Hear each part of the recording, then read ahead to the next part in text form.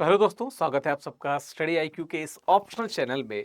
और बात की जाए अगर हिंदी साहित्य की, तो कुछ बातें हमने की थी। इससे पहले हमने सिलेबस का डिस्कशन किया था। फिर हमने डिस्कस किया था कि हिंदी साहित्य में जो हम इतिहास की बात करते हैं, उसको लिखने में किन दिक्कतों का सामना करना पड़ता है। आज से अगर कहा जाए या देखा जाए, तो प्रॉपर जो सिलेबस होता है उसकी शुरुआत होती है। हालांकि आप ये कह सकते हो कि हिंदी साहित्य का जो इतिहास है उसमें बहुत सारी लेयर्स हैं। लेयर से मेरा कहने का मतलब ये है कि बहुत सारी ऐसी चीजें हैं जो आप अपार्ट फ्रॉम जो सिलेबस है उस वहां से भी जाके आप पढ़ सकते हो। हम जो बात करेंगे कि जिस स्ट्रीम में हमें आगे बढ़ना है, ठीक है। जैसे अगर हम वैकल्पिक विषय की बात करें, जब क्लासेस होती हैं तो हम कोशिश ये करते हैं कि जैसे जैसे यहाँ पे आपको पढ़ा रहे हैं, इसी चीज को एक फ्लो में प्रॉपर कवर कराते हैं। और यहाँ पे भी हमारी कोशिश रहेगी कि उसी विषय को, उन्हीं टॉपिक्स को उसी फ्लो के साथ कवर कराया जाए। तो हमने जो लास्ट अगर देखा जाए, आप देखिए हिंदी साहित्य के इतिहास लेखन पढ़ रहे थे, ठीक है। और लास्ट हमने देखा था कि इतिहास क्या है। इतिहास को हमने डिफाइन किया था, ठीक है। हमने एक मिनट, हमने इतिहास को डिफाइन किया था। इतिहास क्या है, ये सारी चीजों को डिफाइन करते हुए फिर हमने बात की थी डॉक्टर नगेंद्र क्या कहते हैं इतिहास के बारे में, आचार्य शुक्ल जी का क्या विचार है इतिहास के बारे में। फिर हम एक कंक्लूजन पे आए थे कि वास्तविकता में इतिहास क्या होता है। फिर हमने बात की कि हिंदी साहित्य के इतिहास लेखन में समस्याएं क्या आती हैं, ठीक है। प्रामाणिकता, काल विभाजन, नामकरण, इतिहास बोध, साहित्य की समझ, इन सभी समस्याओं को हमने क्या किया था, डिस्कस किया था। बट बात की जाए उसके बाद की कि हिंदी साहित्य इतिहास लेखन, ठीक है, तीन अगर युगों की बात की जाए कि शुक्ल पूर्व युग, शुक्ल युग और शुक्लोत्तर युग, तीन की अगर बात की जाए, इसमें से दो पड़ाव बहुत महत्वपूर्ण है। यह मैं आपको स्पष्ट कर देना चाहता हूं। क्योंकि जो शुक्ल पूर्व युग है, ठीक है, जब कहीं ना कहीं एक प्रकार से अनौपचारिक इतिहास लेखन किया जा रहा था, अनौपचारिक इतिहास लेखन किया जा रहा था, और जो शुक्ल युग है, यहां से हमको औपचारिक इतिहास लेखन देखने को मिलता है। औपचारिक, हालांकि ये जो युग था शुक्ल युग, जो शुक्ल पूर्व युग लिख रहा हूं, इसके में भी जब आगे बढ़ोगे आप, मतलब अनौपचारिक इतिहास लेखन से आगे बढ़ोगे, तो एक समय जब शिव सिंह सेंगर या अन्य साहित्यकारों तक आएंगे, तो कहीं ना कहीं एक औपचारिकता की शुरुआत हो जाएगी। औपचारिकता की शुरुआत कहीं ना कहीं दिख जाती है, पर विधिवत रूप से हमको यहां पे देखने को मिलती है। खैर, जब हम शुक्ल युग में आते हैं और शुक्ल युग, सॉरी, शुक्लोत्तर युग में आते हैं, जब डॉक्टर नागेंद्र वगैरह को पढ़ते हैं, तब तो भाई स्थिति एकदम स्पष्ट है। और अगर आप मेरी माने, देखिए, हर आपके अपने ओपिनियन हो सकते हैं, मेरे अपने ओपिनियन भी हो सकते हैं, और होने चाहिए, हमारे ओपिनियन भी होने चाहिए। और हमको उस ओपिनियन को सपोर्ट करने के लिए हमारे पास फैक्ट भी होने चाहिए। ये बात ज्यादा जरूरी है। तो अगर आप डॉक्टर नगेंद्र द्वारा इतिहास लेखन देखेंगे, उसकी बुक भी आती है, तो आपको पता चलेगा कि वास्तविकता में कितनी सारी दुश्वारियों को दूर करते हुए ये जो शुक्ल पूर्व युग से शुक्लोत्तर युग तक ये जो अश्वमेध है, ये चला है। तो डॉक्टर नगेंद्र का जब सब पढ़ लीजिएगा, तो आपको दो किताबें बताऊंगा। वैसे मैं पहले जो किताबें बताया उसमें मैं मेंशन कर चुका हूं। एक है जो हिंदी साहित्य का सरल इतिहास है, उसको आप देख लीजिएगा, छोटी सी किताब है, समरी फॉर्म में पढ़ने के लिए बेस्ट किताब है। दूसरा जो है वो डॉक्टर नगेंद्र जी वाली, इन दोनों किताबों को जरूर पढ़िएगा। और अगर आप एक तीसरा पर्सपेक्टिव देखना चाहते हैं, हालांकि वो पर्सपेक्टिव उतना मुकम्मल नहीं हो पाया, तो आप हिंदी साहित्य का आलोचनात्मक इतिहास देख सकते हैं। कौन है उसके ऑथर, कमेंट बॉक्स में बताइएगा, मैंने पिछले वीडियो में बताया था, ठीक है। चलिए, शुक्ल पूर्व की युग की बात कर ली जाए, तो देखिए, शुक्ल पूर्व युग अगर इतिहास लेखन की बात किया जाए, तो बेसिकली उसे इतिहास लेखन कह देना मात्र सही नहीं होगा। क्यों नहीं सही होगा, बात कर लेते हैं उसकी। देखिए, अगर शुक्ल पूर्व इतिहास लेखन की हम बात करते हैं, तो अमूमन कवियों ने क्या किया, मोस्टली कवि या साहित्यकार, कवि कहना ज्यादा जरूरी सही है, क्योंकि 1850 से पहले हमें कविताएं ही देखने को मिलती थी, गद्य तो दिखता नहीं था, तो कवि कहने में कोई हर्ज नहीं है। तो हम बहुत सारे ऐसे लोगों को देखेंगे जिन्होंने कुछ कवियों का संकलन कर दिया, या 5-6 कवियों के रचनाओं का संकलन कर दिया और उसे इतिहास बता दिया। कैसे बताया, क्या बताया, उसको भी हम लोग डिस्कस करेंगे। तो देख लेते हैं।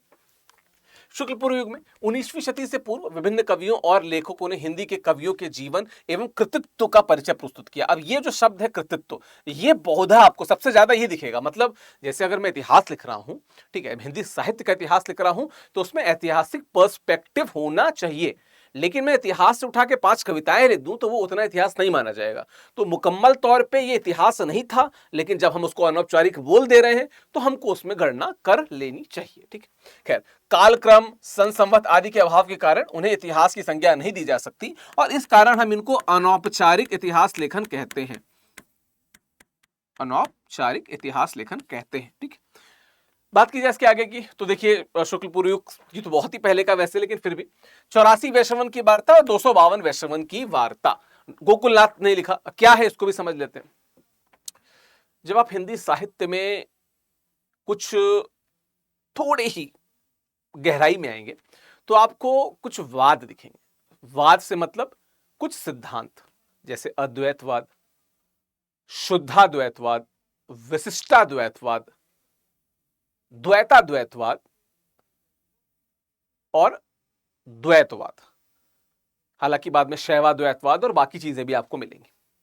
अद्वैतवाद के बारे में बहुत से वीडियो में कर चुका हूं, पर फिर बता देता हूं। अद्वैतवाद मतलब जहां पे शंकराचार्य ने कहा कि आत्मा अज्ञान से घिरी है, जब उसको ज्ञान मिल जाएगा वो ब्रह्म में विलीन हो जाएगी, और तभी कहते हैं अहम ब्रह्मास्मि। जो अहम ब्रह्मास्मि का जो शंखनाद है वो क्या है कि आत्मा अज्ञान से घिरी है, जैसे ही उसको ज्ञान की प्राप्ति होगी वो ब्रह्म में विलीन हो जाएगी। मतलब ये जो अज्ञान है ये आत्मा और ब्रह्म बीच के रोड़ा है, लेकिन ये अद्वैत कहा गया, अद्वैत है। ठीक है, एक द्वैत है जो वास्तविकता में द्वैत नहीं है, तो अद्वैत है। अब इसके रिप्लाई में आपको विशिष्टाद्वैतवाद दिखता है, शुद्धाद्वैतवाद दिखता है। इसी दौरान आपको एक विद्वान दिखते हैं, उनका नाम है आचार्य वल्लभाचार्य। अब मैं जब आचार्य वल्लभाचार्य की बात कर रहा हूं, और मैं बहुत सारे वीडियो में बता चुका हूं, अब मैं आपको फिर से एक वर्क देता हूं। आप कमेंट बॉक्स में बताइएगा कि विशिष्टाद्वैतवाद और शुद्धाद्वैतवाद, इसमें से किसके प्रोपाउंडर यानी किसके क्या कहते हैं स्थापनाकर्ता वल्लभाचार्य हैं और किसके रामानुजाचार्य हैं, कमेंट बॉक्स में बताइएगा। तो जो वल्लभाचार्य थे, वल्लभाचार्य और उनके जो पुत्र थे उनका नाम था विट्ठलनाथ था, उन्हीं के पुत्र ही गोकुलनाथ जी थे। तो वल्लभाचार्य के जो शिष्य वर्ग था उनका जो संकलन है वो आपको 84 वैश्रवन की वार्ता में, और जो विट्ठलनाथ जी थे उनके जो शिष्यों का जो संकलन है, उनका जो कवित्व का जो संकलन है, उनके जो जिंदगी की थोड़ी थोड़ी बातों का जो संकलन है, वो आपको 252 वैश्रवन की वार्ता में दिखेगा। और इन दोनों का संकलन किसने किया था? गोकुलनाथ ने किया था। ये विट्ठलनाथ जी के पुत्र थे। और अगर अब मैं जब विट्ठलनाथ जी की बात कर रहा हूं तो आपको अष्टछाप का भी नाम याद आ जाना चाहिए। अब मुझे बताइएगा कि हिंदी साहित्य वैकल्पिक विषय का जो पेपर 2 है उसमें एक ऐसे भी कवि हैं जो अष्टछाप के सबसे प्रसिद्ध कवि कहे जाते हैं, वो कौन है? कमेंट बॉक्स में हमें बताइए। ठीक है, खैर, तो उसके बाद भक्तमाल नाभादास ने लिखा था, ये 200 भक्तों के जीवन चरित्र था। इसमें 214 छंद थे। आप सोचिए ना कि 214 छंद हैं, बेसिकली छंद थे, और छंद के साथ कुछ जो उस समय के पुरातन कवि थे उनकी थोड़ी थोड़ी जिक्र, डिस्क्रिप्शन, एंड इसमें कालक्रम का ध्यान नहीं रखा गया था। जो उनको पता चलता जाता था उसे वो लिखते जाते थे। ठीक है, फिर उसके बाद है कालिदास, कविमाल, ये हरिराय तुलसीराम जी ने किया। कालिदास हजारा से मतलब 1000 कवियों के जो छंद थे वो कालिदास त्रिवेदी जी ने किए थे। 212 कवि थे और उनके 1000 छंदों का संकलन था। छंदों का संकलन था, इस बात पे ध्यान रखना। कृतित्व का संकलन था जो शुरुआत में मैंने बताया था।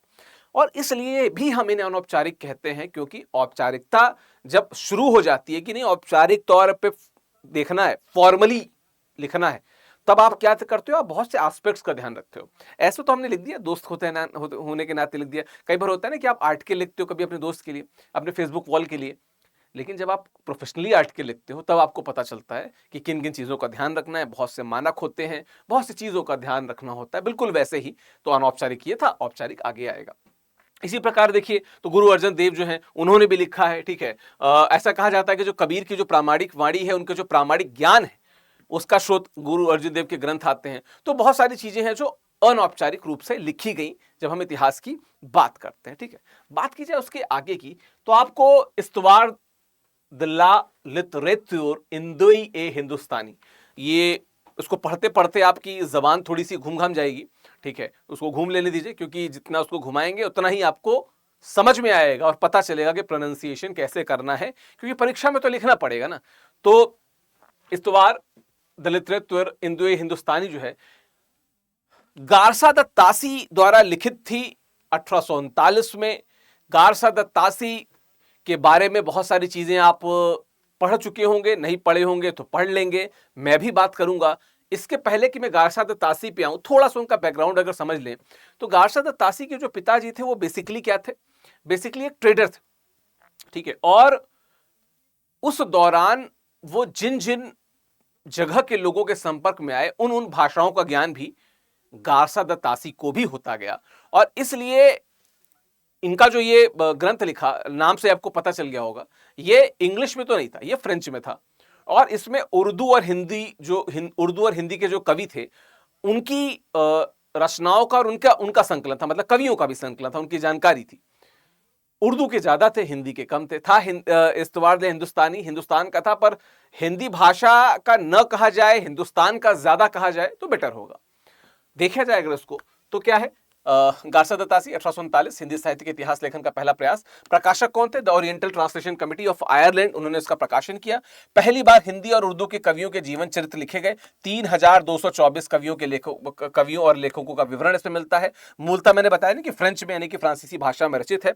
2 संस्करणों में प्रकाशित हुआ, ठीक है। प्रथम संस्करण जो था, प्रथम संस्करण 1839 में, और अच्छा एक ध्यान रखिएगा कि 2 लिखा ना कि 2 संस्करणों में प्रकाशित।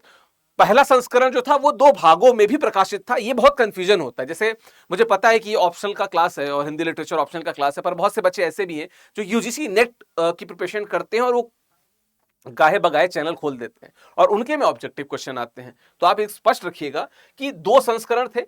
जो पहला संस्करण था उसका जो प्रथम संस्करण था उसका पहला भाग 1839 में और दूसरा भाग 1847 में आया, जबकि जो इसका द्वितीय संस्करण था वो 3 भागों में प्रकाशित था, 1870 में, ठीक है, और पहले 2 1870 में, और जो तीसरा भाग था वो 1871 में आया। तो क्या है, अगर मैं आपको शॉर्ट में अगर कहूं तो क्या है, शॉर्ट में अगर आपको लिखना हो तो क्या लिख सकते हो कि ये इसके प्रथम संस्करण ये 2 भाग में आया था, और जो द्वितीय संस्करण था, ठीक है, ये 1, 2, 3 भाग में आया था, ठीक है। तो ये 1839 की बात है जो पहला संस्करण आया था, ठीक है। देखिए यहाँ पे लिखा हुआ है सब कुछ, इसमें आपको कंफ्यूज नहीं होना है, ठीक है, ठीक है। एक मिनट, कहाँ गया, हाँ, दूसरा ये 1847 में आया था, ठीक है। ये 1870 में, एक मिनट, ये 1870 में 2 आए थे, ठीक है। और ये देखिए जो लास्ट इसका लिखा हुआ है 1871 में प्रकाशित, ये जो था 1871 में इसको प्रकाशित किया गया था। तो ये भूलना नहीं है। अगर आप यूजीसी नेट की प्रिपरेशन कर रहे हैं तब तो आप बिल्कुल मत भूलिए। अगर आप यूपीएससी की प्रिपरेशन कर रहे हैं तो ठीक है, आपको फैक्ट्स नहीं उतने याद रखने, लेकिन आपको कॉन्सेप्ट तो क्लियर हो कम से कम, ठीक है।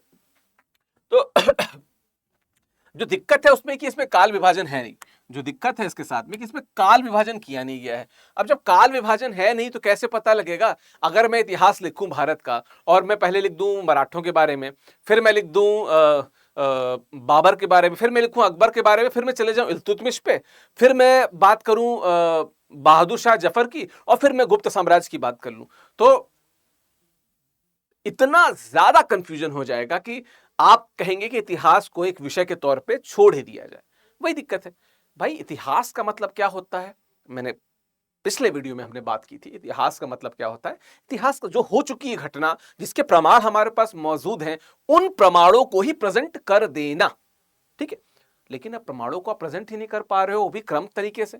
मैं कहूं कि एक बहुत अच्छा राजा था अकबर, और एक और राजा था बाबर, एक बहुत अच्छा और राजा था चंद्रगुप्त मौर्य, तो अब आपको नहीं समझ में आएगा ना कि क्रम क्या है। इसीलिए क्रम बहुत जरूरी है, और वो था नहीं। काल विभाजन नहीं था, ठीक है। काल विभाजन नहीं था तो पता नहीं था कि कौन किस क्रम में हुआ, ठीक है। काल क्रम के अनुसार लेखक परिचय युगीन प्रवृत्तियों का वर्णन नहीं था, ठीक है। काल विभाजन नहीं था, ये मैंने बता दिया। युगीन प्रवृत्तियों का वर्णन नहीं। हर युग की एक विशेष प्रवृत्ति रही है। जब हिंदी साहित्य का इतिहास आप देखेंगे तो हर युग में आपको एक विशेष प्रवृत्ति दिखेगी जो यहां पे नहीं दिखती है, ठीक है।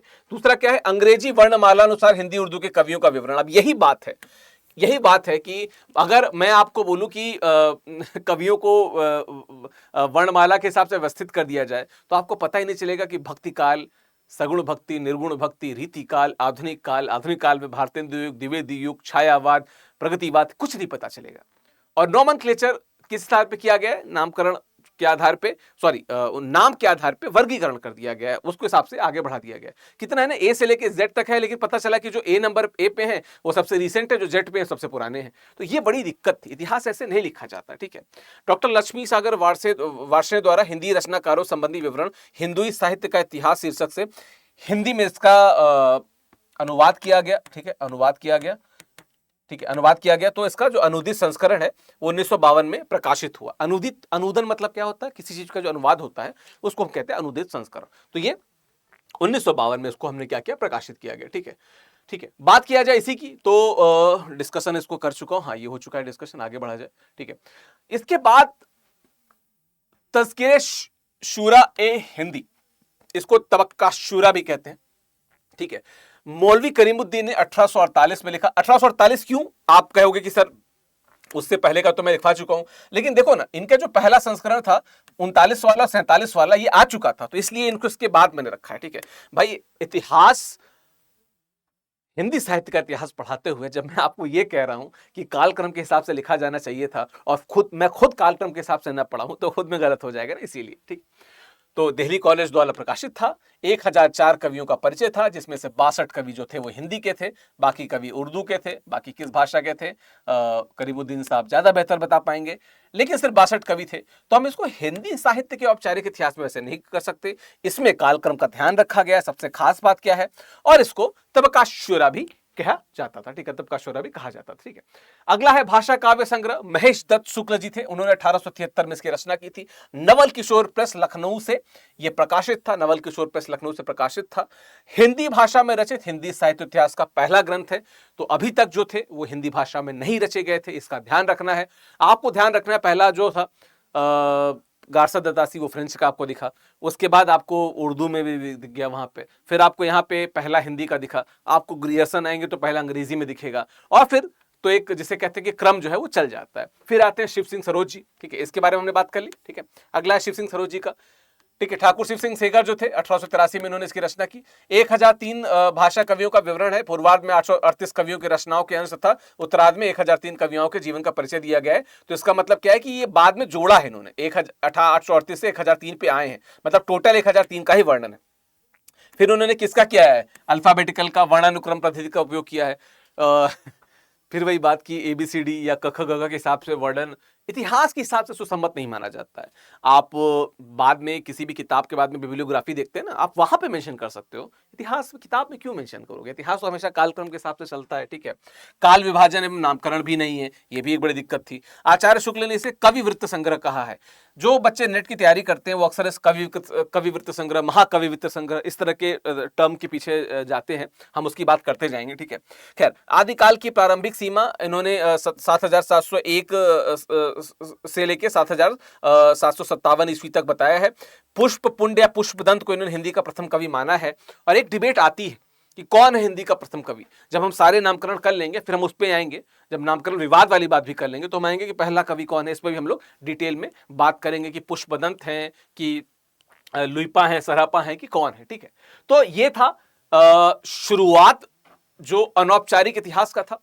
कोशिश करेंगे इसके बाद वाले वीडियो में कि हम औपचारिकता को लेकर आए, यानी कि जो औपचारिक इतिहास लिखा गया हम उसकी बात करेंगे, और हम बात करेंगे कि कैसे कैसे भारत के विद्वानों ने इस तरफ, इस दिशा में बेहतर कदम उठाया। ठीक है, और ये इतिहास को पढ़ना अपने आप में बड़ा ही खुशनुमा अनुभव होता है, क्योंकि पढ़ते पढ़ते हमें पता चलता है कि जिस इतिहास को हम यूं देख के पलट देते हैं, उस इतिहास के वहां तक लिखे जाने पे कितने सारे साहित्यकारों, समीक्षकों की मेहनत लगी हुई है। ठीक है, तो आपसे भी आशा करता हूं कि जब आप इस वीडियो को या इस वीडियो सीरीज को देखें तो आप भी उतनी ही मेहनत करें और उसी मेहनत के साथ पढ़ाई करें, यूपीएससी के अटेम्प्ट्स दें और सफल हो जाए।